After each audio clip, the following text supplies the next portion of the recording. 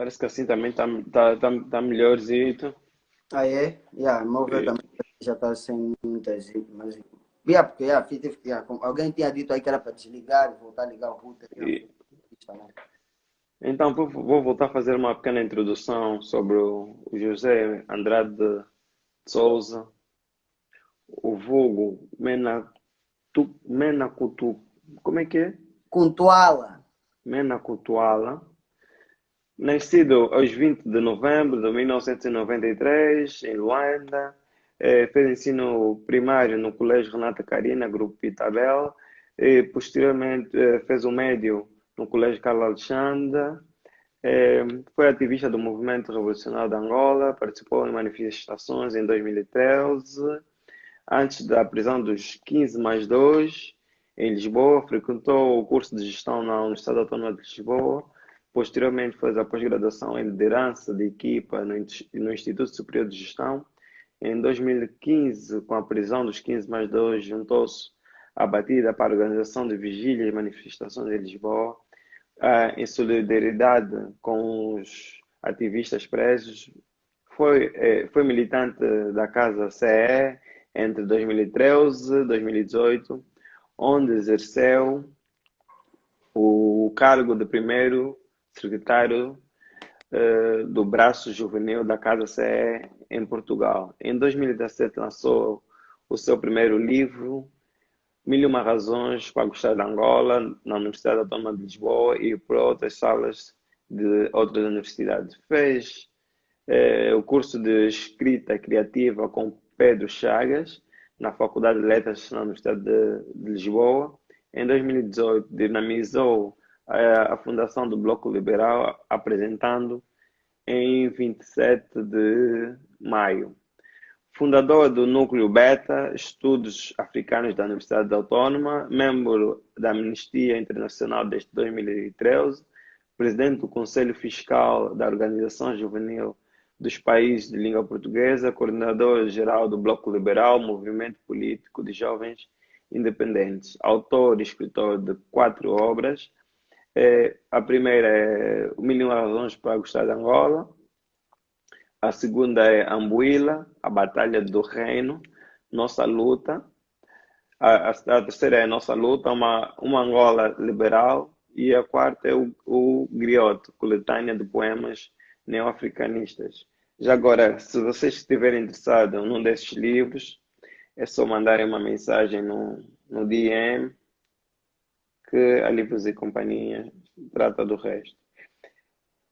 Então, vamos começar pela literatura, apesar que estamos a recomeçar, mas o Emerson vai tentar ser um bocadinho mais breve no que aquilo que ele já tinha dito.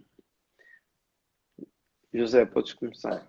Claramente, claramente. Agradecer aqui a disponibilidade do pessoal, o engajamento, em estarem aqui todos audíveis e compreensíveis com a falha de internet, que acaba por ser muito condicionante aqui no nosso espaço, né? Mas pronto, vamos aqui dar uma dinâmica. Como havia introduzido há pouco tempo, no live passado, sobre o estado da literatura angolana, face aos problemas estruturais que qualquer país tem, né? A literatura também é uma área de investimento, é uma área que comporta não só acadêmicos, autores, escritores, mas também artistas da área literária, e também tem a sua parte que diz respeito ao mercado.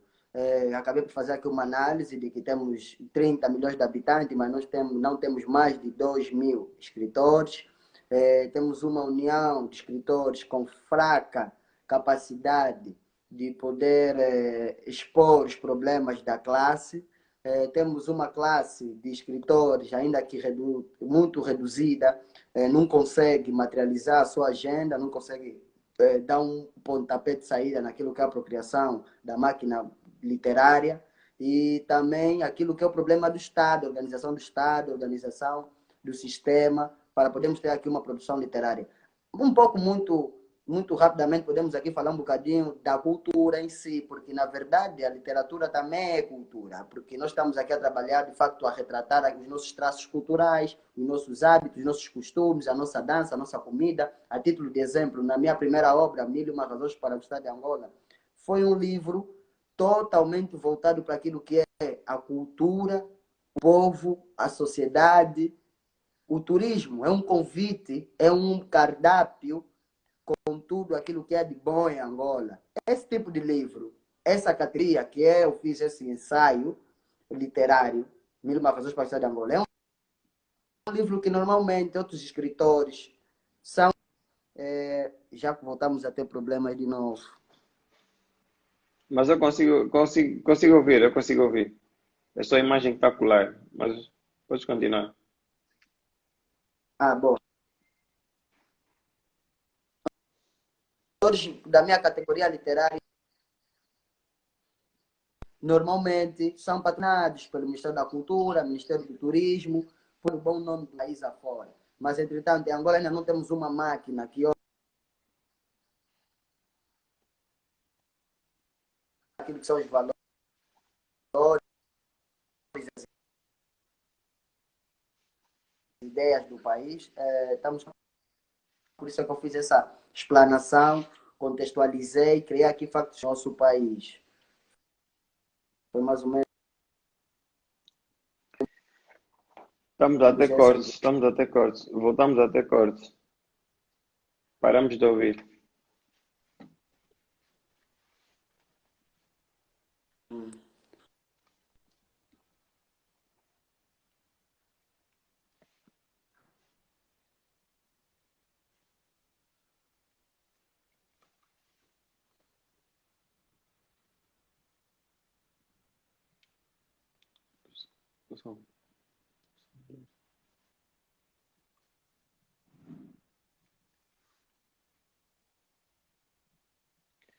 Ficamos sem som.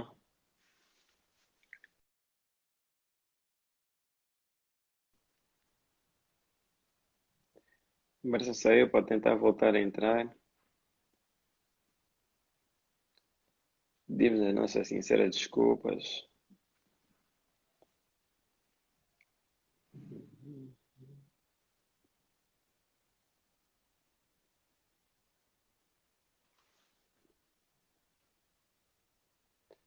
Emerson, faça o pedido outra vez.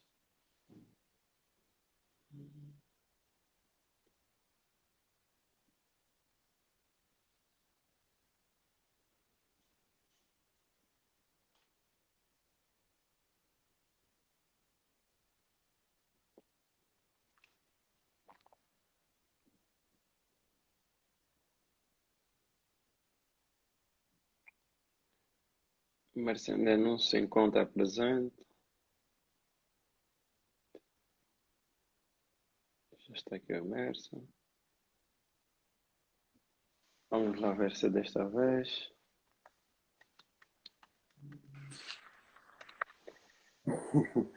Essa internet. Meu, isso não, epá, Já dificilmente está. são problemas para a internet. É verdade. Essa semana não fiz, por acaso, não fiz lives essa semana. Não, minto, fiz o live na sexta-feira, não tive, por acaso, esses problemas com a conexão, né? Se bem que era horário diferente, o fluxo também domingo é diferente.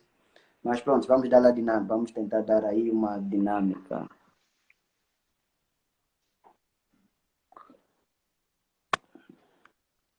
Exato, eu já estava aí a Como fazer. estavas a dizer, Yeah. estavas a falar do teu primeiro livro, que é Mil e Uma Razões para Gostar de Angola, que normalmente um livro desta categoria, deste tipo de escrita, que é enaltecer Angola, é patrocinado pelo Ministério da Cultura ou uma outra instituição. Exatamente, a título de exemplo também, eu conheci cá um escritor, é mais velho, ele é um guru literário para mim, no que diz respeito à escrita, o José Carlos Abrantes. Ele conduziu aqui uma revista, pá, magazine durante muito tempo, e ele tem uma produção incrível. Além disso, ele é professor na Faculdade de Letras também. E ele tem um livro, Mil e Uma Razões para Gostar de Portugal, e foi apoiado, esse livro foi apoiado pelo Ministério.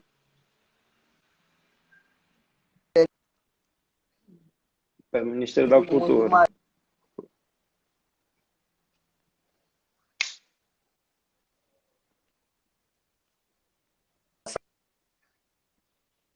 Está complicado isso.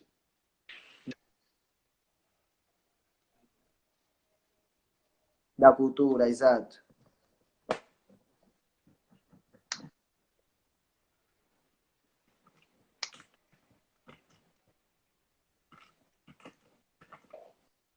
Fico... Não, mas está com cortes. Não, agora te Cortes. vejo bem, acho que agora te vejo em tempo real. Agora já consigo te ouvir melhor. Ainda continua um bocado aqui. Será que é o sítio Yeah, da boa, boa, casa boa. onde Então tu vamos estás? avançar. Vai mandando, né? À medida Sim, que eu vou falando, se tiver aqui algum. mas Emerson, estás-me a ouvir? Não sei, não sei. Estás ao pé do router? Estás ao pé do router?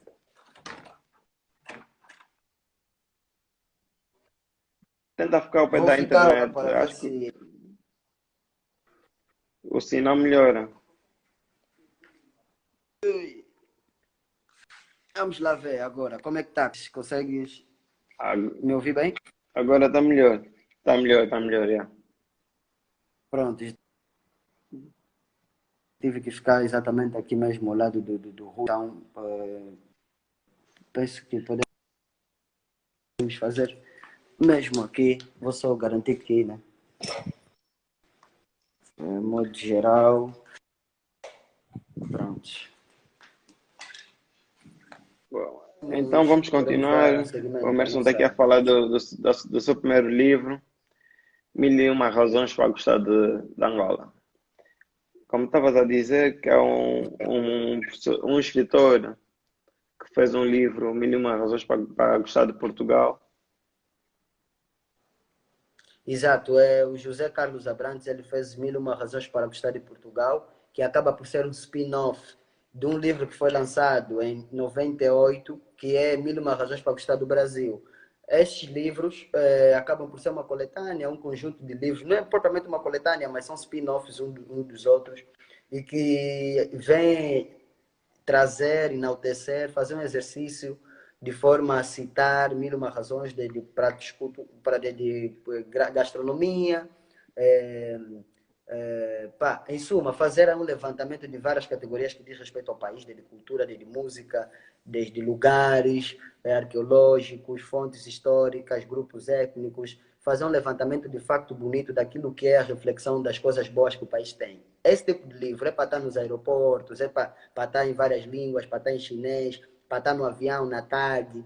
Em suma, é esse tipo de coisas que deveria ter, mas por eu não ser um bajulador, por eu não ser, se calhar, um membro do partido, um filho do ministro, um filho de quem está lá no governo, não consigo ter esse tipo de acesso, mas o trabalho aqui em Portugal foi bem reconhecido. Só com este livro, deixa que lhe diga, amigo Eduardo, com este livro, eu conheci pessoas que nunca pensei conhecer, tive em salas que eu nunca tive, nunca pensei que estaria lá com um livro apenas, Mil e Uma Razões para Gostar de Angola. Foi um exercício muito bom de se fazer num tempo em que toda a gente criticava Angola. Mas quando perguntasse em qualquer pessoa que critica Angola, ele fala, tá bom, me cita também das 50 coisas. 50, não estou ainda em 1000, estou a te falar 50 coisas boas do teu país.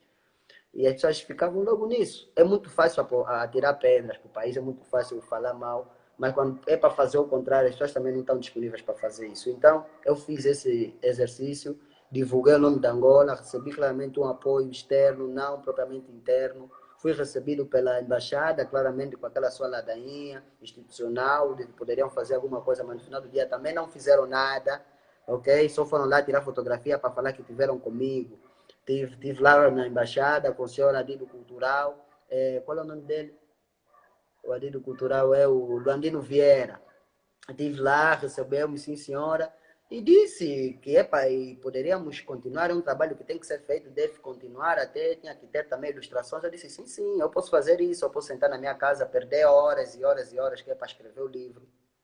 E depois o livro eu lancei com meu dinheiro, só tive um patrocinador que rachou a fatura comigo na altura, que foi o Clésio Figueiredo, a quem eu mando um abraço, um obrigado por ter apoiado, por ter confiado em mim, investido na minha carreira. Clésio Figueiredo é um jovem menor do que eu até, ouviu a conversa, de que tinha alguém que queria lançar um livro e ele, por ser solidário e gosta muito da minha pessoa, comunga muito das minhas ideias, sentiu que não, eu posso apoiar esse mano que tem uma luta, uma causa justa. Veio com a mesada dele de 1.000 euros, falou, mano, tá aqui uns 1.000 paus.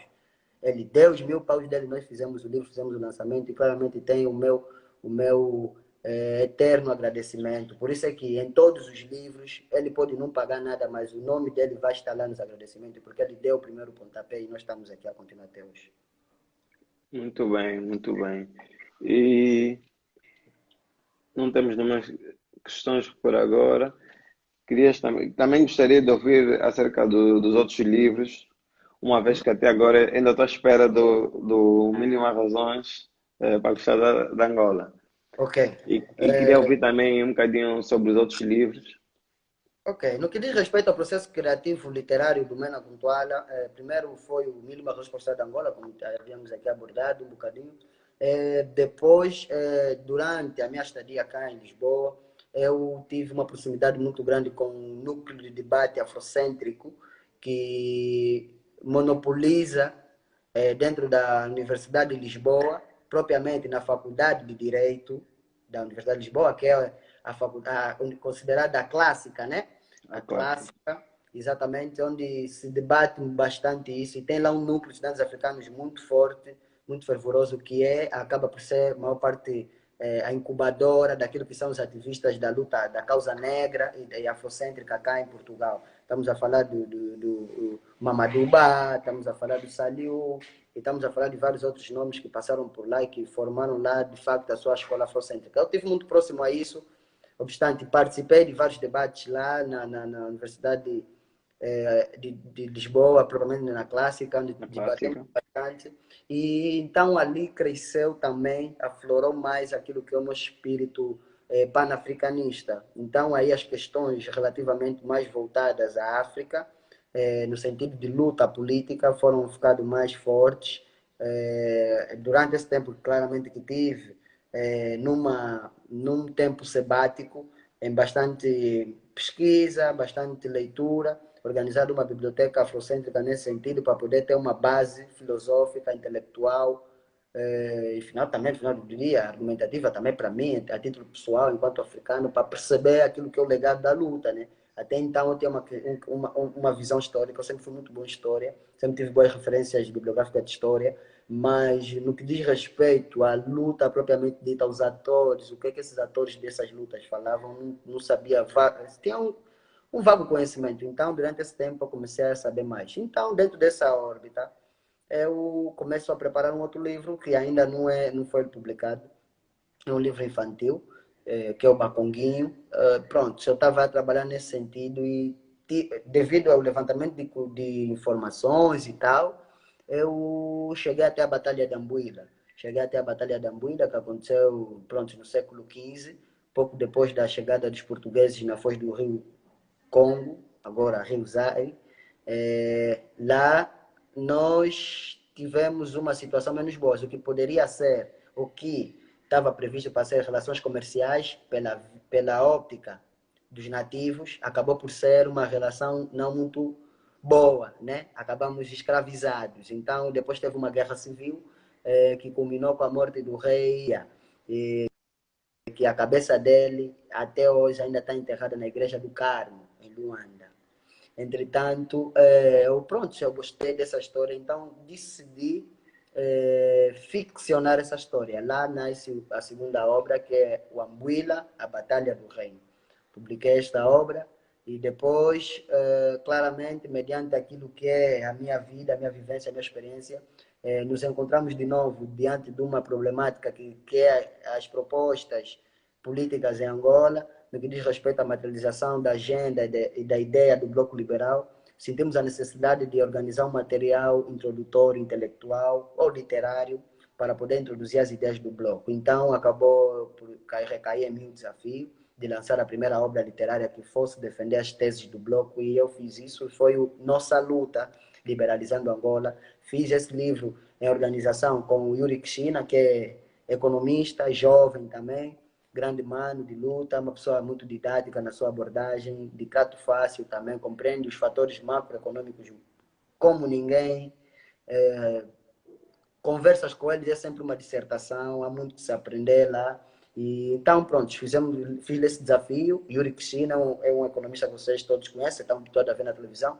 E pronto, ele fez, não só prefaciou, mas também deu contributos. Propriamente, no que diz respeito, o nossa luta é um conjunto de propostas, né? Tem vários subtemas, os temas todos são bem organizados em temática, por exemplo, reflexões políticas, reflexões sobre educação, reflexões sobre agricultura. E tivemos lá eu a dar uma introdução sobre esses temas todos, mas no que diz respeito à economia, o Yuri Kishina é que fez a reflexão econômica toda, maioritariamente. Tivemos também contributo de grandes pessoas, tivemos contributo da doutora Amélia Aguiar, tivemos contributo do general Furtado, tivemos contributo do general Camorteiro, tivemos contributo da doutora Encarnação Pimenta, e do engenheiro agrônomo Francisco Assis. Entretanto, foi um livro que eu considero de peso. Na verdade, no meu primeiro livro eu já tive contributos. No Mil Razões por Estar de Angola tive contributos do Aníbal Simões, que é um grande escritor, que é angolano, intelectual, que ele até tem um livro que faz parte daquela coletânea que passa na televisão, dos clássicos da Angola, O Feitiço da Rama de Batata. Ele Ok. sim, sim, ele é autor desse livro, é um intelectual e pronto, é uma pessoa amiga, mais velho conhecido. Deu-me subsídios no Mil Razões para o Estado de Angola. E o próprio José Eduardo Agualusa, né? O meu guru me apresentou a Agualusa e disse, olha, disse, pá, pronto, ele como é angolano e sabe isso, convém tu falares com ele, tá, apresentou-me, o Agualusa deu o seu subsídio e talvez ali também se tenha pesado muito nas portas que eu consegui passar ou abrir com o Mil Razões para o Estado de Angola. Em suma, o terceiro livro, que é o Nossa Luta, que eu estava aqui a dizer, que tem as ideias liberais, foi em torno também disto, com esse peso. Sinto-me orgulhoso por este livro, principalmente por eu conseguir reunir as reflexões dessas pessoas todas, convencer essas pessoas que, em certa parte, tenham compromisso, tiveram um compromisso muito grande com a história, no caso do general Camortero e no general Furtado. Furtado.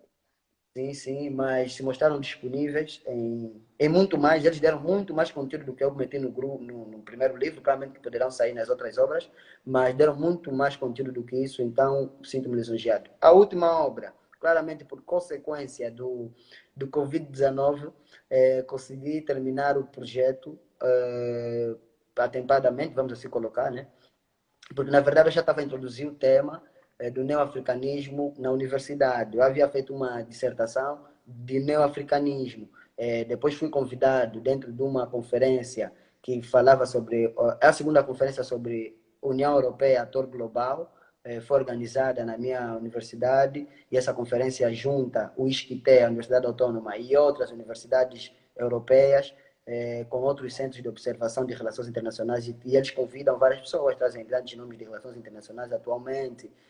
Lá tem lá um professor lá da Universidade de Ankara, esqueço muito o nome dele, mas é um grande analista, pesquisador de relações internacionais, ele também veio, tiveram lá.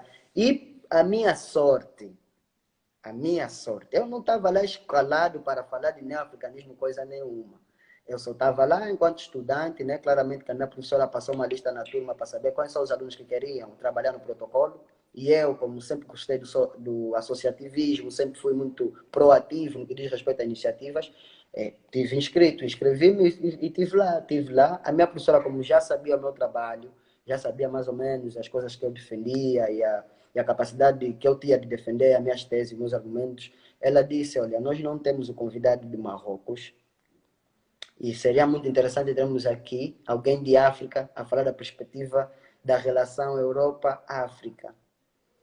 E isso foi, ela falou-me isso 30 minutos antes de entrar lá. E estamos a falar uma mesa com um painel com várias pessoas. Tinha pessoas que nem percebiam português, mas pessoas muito bem mais preparadas tecnicamente do que eu, senhores doutores, pessoas que já fizeram dissertações pelo mundo, que têm obra vasta em termos de artigos científicos. E ela falou-me 30 minutos antes.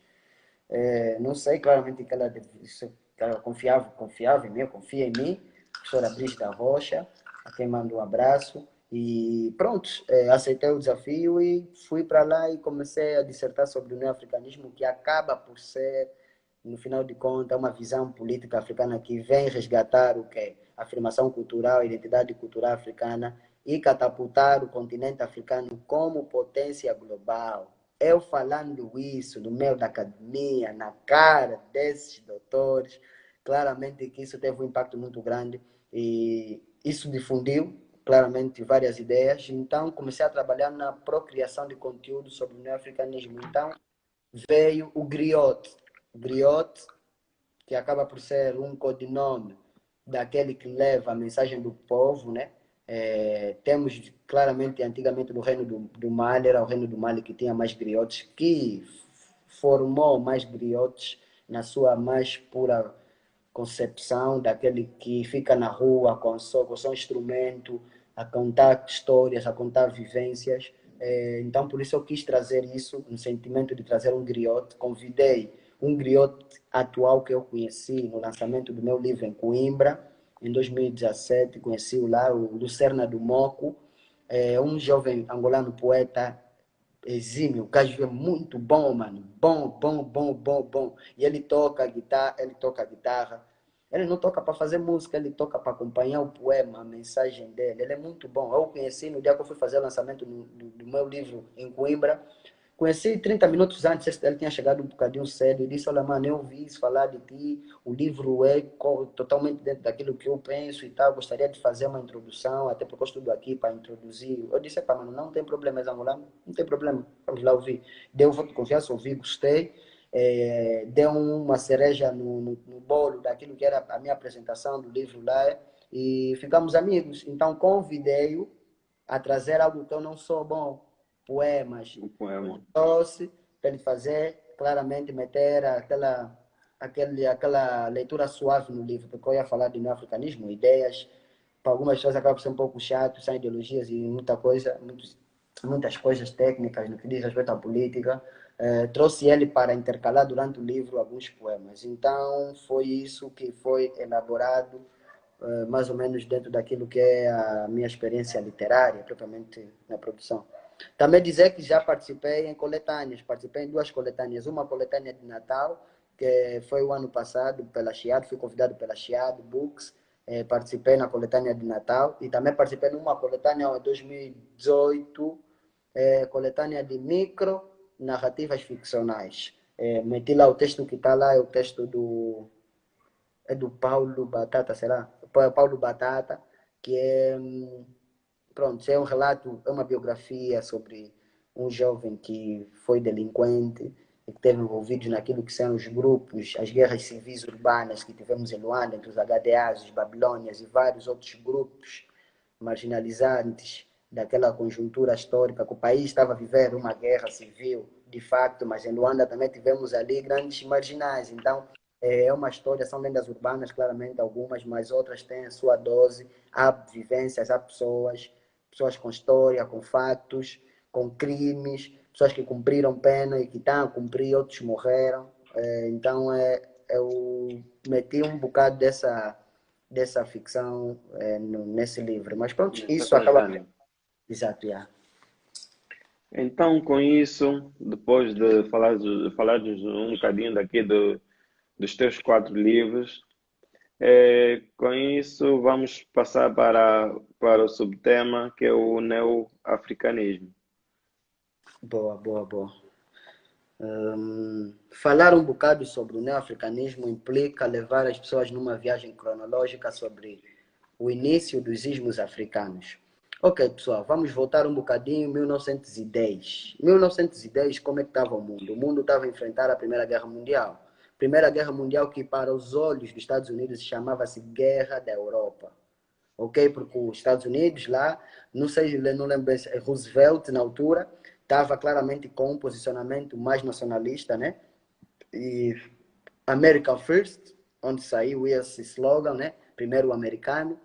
Então eles estavam mais num desenvolvimento introspectivo, queriam desenvolver enquanto potência, mas não queriam se meter nos problemas do mundo. A América não tinha o posicionamento de polícia do mundo conforme tem hoje, claramente. Isso só ganhou status depois da Segunda Guerra Mundial e depois da Guerra Fria. Mas, voltando àquilo que é o início da luta pan-africanista, estamos a falar aí dos destroços da Primeira Guerra Mundial, que teve também a contributo de alguns soldados negros, principalmente afro-americanos. Teve destaque aqui para a classe que nasceu Marcus Garvey. Marcus Garvey foi um pioneiro no que diz respeito ao termo panafricanista. Por quê? A África, nessa altura, ainda era colonizada totalmente. O único país que não estava colonizado era a Etiópia. A Etiópia já tinha o regime imperial, já estava lá Haile Selassie, já estavam lá os Mau-Mau, já estavam lá a fazer uma dinâmica para também lutar para libertar ali o Quênia e tudo muito mais. Entretanto, estamos a falar de 1910, depois tem aí a dinâmica de lançamento de Marcus Garvey, que pensa em duas coisas: um só povo, uma só terra. Ele queria juntar todos os negros da diáspora para irem para a África e terem lá aquilo que é o seu desenvolvimento, a sua vida, a sua visão de mundo realizada. Mas infelizmente ele não conseguiu ver esse sonho materializado, mas trabalhou para que conseguisse meter a semente da vontade panafricanista. Depois é que entram nomes como Williams Dubois, Francis Fanon, claramente, e outros nomes que trabalharam naquilo que é a concepção do Congresso Panafricanista. O primeiro Congresso Panafricanista foi realizado em 1919 em Paris. Em 1919 em Paris foi delimitado aquilo que são os eixos principais do panafricanismo. Quais são esses eixos? Primeiro, a descolonização de África.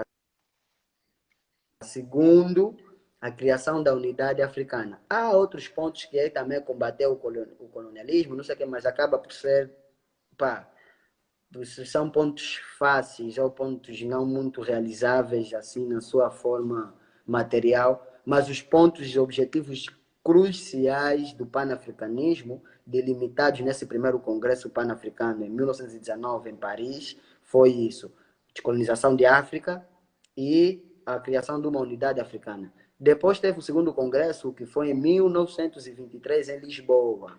Ok? Nesse segundo congresso já tiveram mais nomes. Além de Williams Dubois, Francis Fanon, já estava aí a aglutinar mais outros nomes que dizem respeito à organização da luta afrocêntrica. Já estava a entrar nomes também mais afrocêntricos na sua forma de ver. Vou falar um bocadinho mais sobre os afrocêntricos também, um bocadinho daqui a pouco, mas no sentido do panafricanismo, era uma luta política que visava, como eu estava a dizer, a emancipação do povo africano, que é a libertação das colônias, e a criação de uma unidade. Então, nessa altura, foram forjando aquilo que eram os grandes pensadores que iriam mobilizar as lutas de libertação. Estamos a falar de Kwame Nkrumah, estamos a falar de Senghor, estamos a falar de Jomo Kenyatta, Gabriel Nasser, Sadat, Kenneth Kaunda, Samora Machel, Eduardo Mondlane, Mário Pinto Lemos de Andrade, Agostinho Neto. Em suma, tem um conjunto, Amilcar Cabral, sem esquecer, Vasco Cabral, Luiz Cabral, Sundiata Keita, tem um conjunto aí, Sundiata Keita III, calma, não é o Sundiata Keita, que era o rei do Mali. Foram líderes aí que tiveram a trabalhar naquilo que é a sua organização, né? Então, esses beberam muito dessa vontade e começaram a dinamizar a sua luta. O panafricanismo visava, como eu estava dizendo no início, duas coisas: a descolonização e a organização.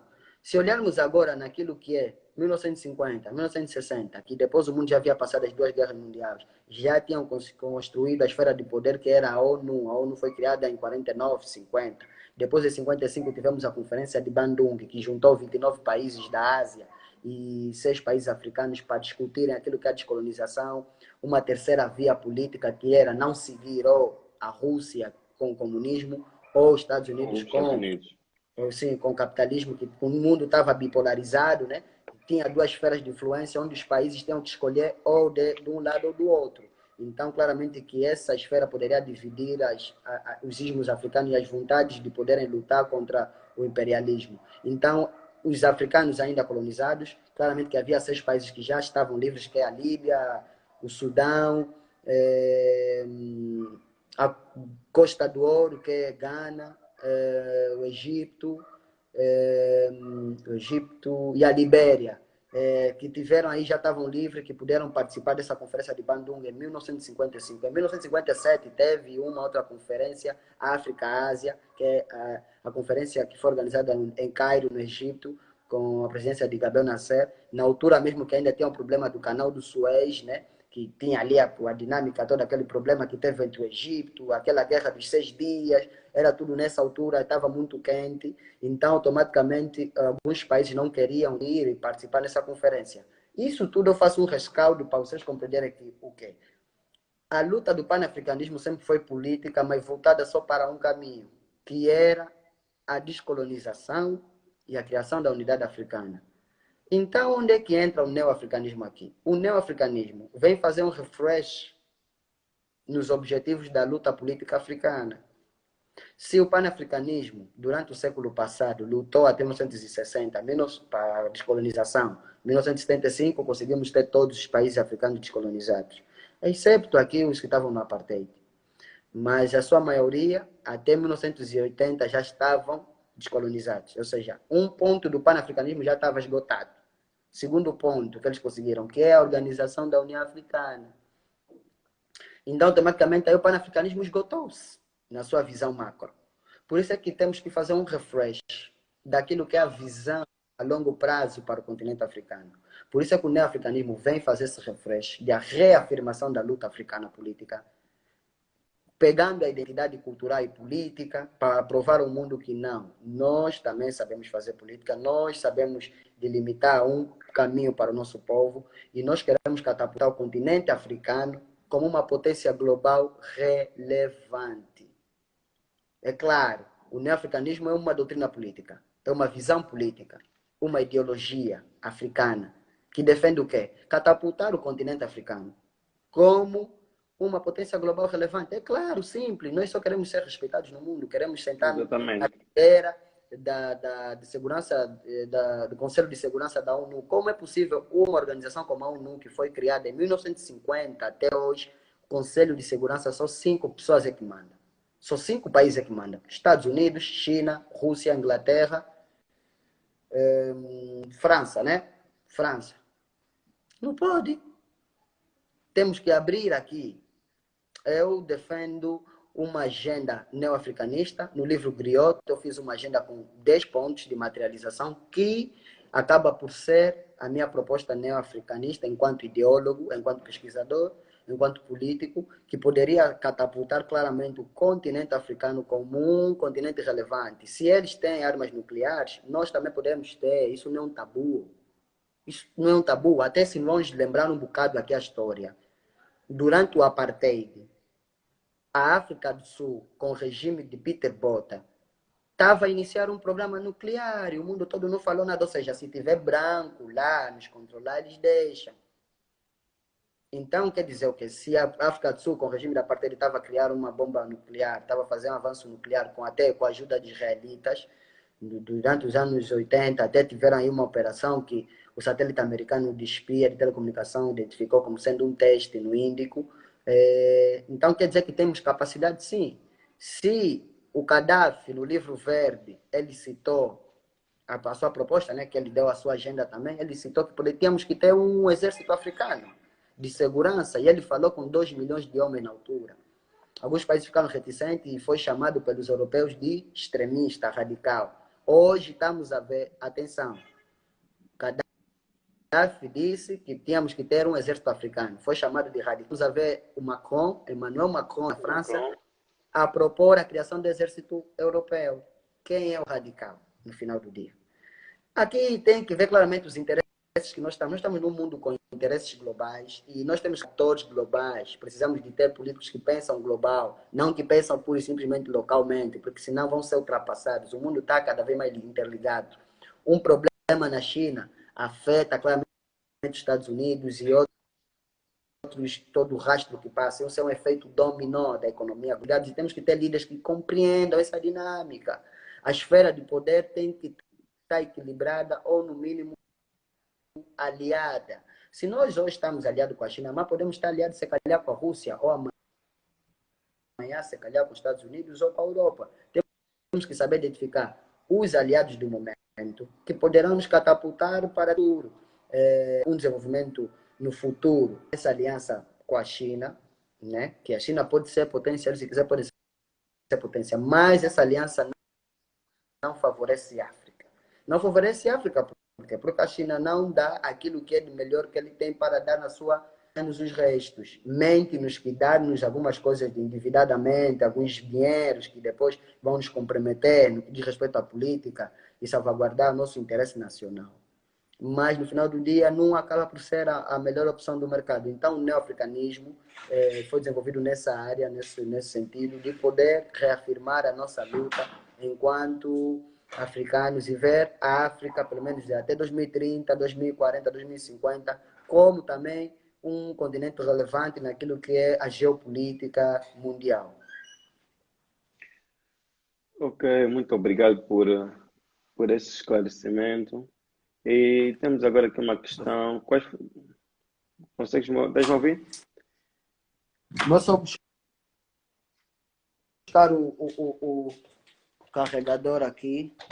Ok. Sim, mas estou ligado. Então,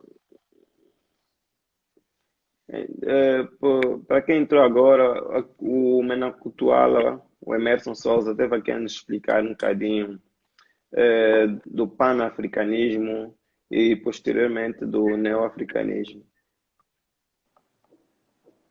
E a questão que nós temos aqui é quais foram os anos marcados pelo neoafricanismo? Quais foram Os anos que marcaram o neoafricanismo. Quais foram os anos que não consigo Marcados pelo neoafricanismo. compreender? Não consigo compreender a questão do nosso amigo aqui. Sim. Mara Oficial, se puderes reformular a questão, agradecia. Não consigo contextualizar, porque a título de contextualização aqui rápida para o Mano, para a Mara. A Mara Oficial. Mara Oficial, dizer que o neoafricanismo acaba por ser uma proposta nova, é uma proposta nova relativamente, foi apresentada em tese o ano passado, fiz o livro esse ano, claramente que sairão mais produtos, né? Outros neoafricanistas que nós temos trabalhado e discutido essa temática, essa tese, têm trabalhado claramente para fazer um contínuo trabalho, né? É um trabalho contínuo no que diz respeito à produção de matéria intelectual neoafricanista e a tese está aí, tem claramente os seus pontos e vou continuar trabalhando no que diz respeito a um modelo, uma proposta de economia neo-africana e claramente uma gestão eleitoral neo-africana, porque sabemos que temos problemas eleitorais, a democracia já foi importada e na verdade esse sistema não funciona em África, sabemos que a África é o continente que mais resistência tem à democracia, é o continente que mais apresenta índice de satisfação eleitoral. Então, nós temos que rever esse sistema, porque, de fato, o povo não está feliz com quem está a governar, então quer dizer que esse sistema não favorece, de fato, as massas, né? Que eles dizem que favorece, que a democracia é do povo, mas, na verdade, estamos a ver aqui uma oligarquia fingida de democracia. Então, temos que rever esse sistema, né? Porque o sistema não é nosso, claramente não vamos ser nós a saber comandá-lo, né? É um jogo muito estranho, muito complexo, dizem que é proporcional, às vezes é gradual, então favorece as vontades dos momentos. Então, é necessário nós fazermos esse trabalho, cada um com a sua área, cada um claramente dentro da mesma visão, mas todos a olhar para frente, que é catapultar o continente africano como um ator global relevante. Essa é a ideia do neoafricanismo. Até porque o nosso Angola não preenche requisitos para ser um país democrático. Sendo assim, gostaria de saber se o Menacutuala tem mais alguma coisa a dizer sobre o neoafricanismo ou podemos passar para o subtema da política. Penso que pronto, antes de irmos para a política propriamente dita, vamos aqui falar um bocadinho também sobre uma questão que diz respeito à luta. Pessoal, é bom que nós tenhamos todos uma consciência daquilo que foi feito no que diz respeito a lutas, a movimentos de luta. Os Estados Unidos está muito mais avançado que nós, lusófonos. Os francófonos também estão muito mais avançados que nós, lusófonos. Então, nós estamos atrasados, literalmente em tudo. Primeiro, em organização. A nossa organização é fraca. Nós não temos movimentos de luta, nós não temos movimentos de facto afrocêntricos a funcionarem. Se tem, são poucos aglutinados. Vocês não querem participar, vocês só querem olhar de longe. Se vocês olharem de longe, nunca vamos chegar igual os norte-americanos. Vocês só querem reagir. Segunda coisa, Problema da reação e não ação. Pessoal, nós não temos que continuar a reagir, nós temos que agir. O inimigo, o sistema, nos força a reagirmos, depois nos julga pela nossa reação. Dizem são vândalos, fazem manifestação em tempo de Covid, em suma. Nós temos a capacidade, quando o mundo está aqui,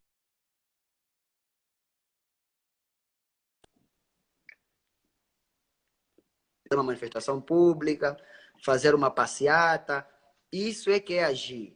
Agora, nós queremos ir para a rua, queremos fazer uma reação daquilo que acontece, aí nós vamos ficar sempre nesse gato de sapato e nunca vamos ter uma agenda a materializar. Primeiro, organização e depois ação. É isso que eu gostaria de referir aqui ao pessoal relativamente ao neo-africanismo, relativamente aos novos ismos africanos. Também, a título de exemplo, quando eu estava a fazer a cronologia de luta do panafricanismo, falei sobre afrocentristas.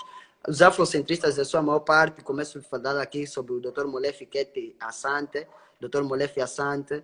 Podemos falar também aqui de Kwame Ture, embora Kwame Ture não seja só propriamente o afrocêntrico, mas também é muito mais ativista na sua luta. Doutora Marimbani, o Mar Johnson também podemos lhe colocar ali, podemos falar aqui de Sheikh Anta Diop, podemos falar aqui mais de quem? Pá, a Chile Mbembe. Há inúmeros nomes que nós poderíamos falar aqui no que diz respeito à produção afrocêntrica. O que é afrocentrificar? Afrocentrificar significa você fazer uma produção científica, mas o sujeito tem que ser África ou africano. Em suma, tu é que és acadêmico, tu é que és estudante, tu é que produzes ciência, conhecimento, sempre que fores fazer uma pesquisa, sempre que fores fazer, independentemente da área da medicina, seja lá o que for, tenta colocar o africano no centro dessa pesquisa, porque aí estarás a criar um conteúdo para as próximas gerações pegarem, basearem-se e poderem ir mais além. Para nós temos cientistas, as coisas básicas do que diz respeito à nossa história, nós já temos que organizar isso tudo, porque nós não podemos culpar os nossos pais, porque nossos pais tiveram que pegar na katana e não na lapiseira, porque se eles pegassem na lapiseira, até hoje o colono estaria lá. Então, nós é que temos que fazer agora o trabalho de mentalização. Nós, africanos, temos uma base cosmológica no que diz respeito ou metafísica, vamos colocar assim, que diz respeito à construção de 3 partes, que é a parte física, que eu tenho dito bastante, a parte física já foi feita, que foi a libertação das correntes, a força que eles usavam contra o nosso físico, o nosso corpo físico. O físico é aquilo que nós alimentamos com treino, a higiene corporal, a alimentação. O físico já foi libertado, mas agora nós temos que libertar as mentes, que é a segunda parte. A mente, nós sofremos várias armas de epistemicídio que nos foram colocadas durante esses séculos. Estamos a falar de 400, 500 séculos de escravidão e de arma de submissão que não vão sair em 50 anos. Nossos países ainda não são livres. Qual é o país africano que está livre há 100 anos? Tirando a Etiópia aqui, qual é o país? Em suma, nós não vamos conseguir destruir todas as armas de epistemicídio em 50 anos, precisamos levar tempo. Mas para fazer isso temos que fazê-lo bem. Temos que fazê-lo bem. Temos que libertar as 3 partes. E como é que libertamos as 3 partes? Primeiro, já libertamos nossos pais, nossos avós lutaram muito, muito, muito para libertar o físico. Agora nós vamos ter que lutar muito, muito, muito para libertar as mentes. Primeiro, começar a falar na nossa língua. Os nossos nomes temos que resgatar. Enquanto nós comunicamos na língua da opressão, não vamos aceder o nosso Swahili, a nossa visão de mundo. Os nossos nomes, nós não vamos aceder à nossa ancestralidade. Eu, Emerson, eu, Mena Puntuala, tem que ser parte de uma ancestralidade. A minha continuação no mundo tem que ser já... ou seja, a minha presença no mundo tem que ser a continuação daquilo que Mena Puntuala antigo fez. Isso cria uma linha de ancestralidade. Por isso é que vocês veem o Putin, você não sabe se o Putin já encarnou quem lá no qual o imperador que ele encarnou, porque ele tem uma visão expansionista. Isso é o povo. Não vamos aqui nos fingir. O povo é educado com ancestralidade. Um povo que acredita que é poder e é poderoso. Ele vai ser poderoso. Vê o Japão. Não se render. Tem uma cultura irreverente, forte, forte, forte, que até o americano, por mais de ter ganho a guerra, o americano foi lá para levar conhecimento e dizer, não, eu vou te ensinar, você a ter essa bomba, mas você me ensina a ter coragem de receber essa bomba. Muito forte, isso é muito forte, porque nós temos que olhar aqui para exemplos que funcionam, coisas que funcionam. E quando estava a falar da construção da metafísica africana, né, três partes, a parte física, a parte mental e a parte espiritual, que é a mais difícil, na verdade eu estou trabalhando bastante para deixar as bases do que diz respeito da pesquisa documental histórica sobre o papel de África na construção das igrejas, do pensamento catolicista principalmente, do Islã já conhecemos, porque o Islã nasceu em África. Quem não adianta vir com truques, já conhecemos, sabemos disso. O próprio profeta Maomé nasceu em África. Que não há conversas. Agora, no que diz respeito a Jesus Cristo, ao menino Jesus nasceu aí ao lado do Monte Sinai, né? Ao lado de Jerusalém, ao lado do Egito. O Egito antes do Canal do Suez, porque sabemos que a plata tectônica afastou. Era o mesmo povo. Questão histórica. Questão histórica. Entretanto, olhamos para isso e sabemos que o papel, se olharmos aqui o papel do Egito enquanto império, o Egito é datado de 4.000 a.C. Atenção, 4.000 a.C. Não tinha nem Grécia, não tinha nem Grécia. Nem Grécia existia. Só para ter uma noção de poder, de grandeza. Até hoje, o Egito é a única civilização que é uma ciência completa. Egiptologia. Em suma, até hoje ainda é motivo de pesquisa por causa da grandiosidade que eles tiveram. E quando fala-se do Egito na mídia, na representatividade ocidental, eles querem focar no Egito mulato, no Egito branco, que é o Egito ptolomaico. Atenção, não deixa se enganar. O Egito ptolomaico começou apenas em 300 antes de Cristo, que é depois da chegada de Alexandre o Grande. Alexandre o Grande só chegou lá em 300 antes de Cristo. Lembra? Se ele chegou lá em 300 antes de Cristo, por que só querem falar disso se o Egito tem 4.000 anos atrás? Antes de Cristo. Estás a ver? E é isso, é a questão do tipo, eles focam para ali, que é para tentar disseminar aí algumas ideias de que foram brancos, foram mulatizados e tal, mas aí a verdade é que o Egito já havia sido conquistado, né? Por Alexandre o Grande, e ele deixou lá, depois da sua morte, deixou lá Ptolomeu. Ptolomeu criou lá a era ptolomaica, até porque Cleópatra era da era ptolomaica, ela é descendente de Ptolomeu, e ficou lá, claramente já eram todos miscigenados, esses aí.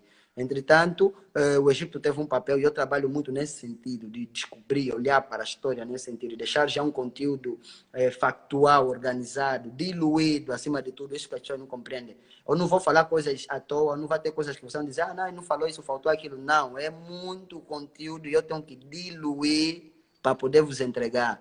Entretanto, é esse trabalho que eu tenho feito, porque de facto nem toda a gente tem esse trabalho, essa vontade, ou skills para poder acompanhar essas leituras mais pesadas, investigativas também. Então faço esse trabalho e venho partilhar com os outros manos. Pronto, se esgota aqui mais ou menos aquilo que é o meu contributo na ideologia neo-africanista. Para quem quiser saber mais sobre o neo-africanismo, pode seguir a página Neo-Africanismo. Está na minha bio, penso que a maior parte das pessoas aqui já tem um conhecimento sobre isso, já sabem, então estamos ligados, é isso aí, pessoal. Ok. Temos aqui uma questão de Paulo Amado, em que diz: acha que os africanos vão sentir vontade ou necessidade de ajudar o próprio continente africano?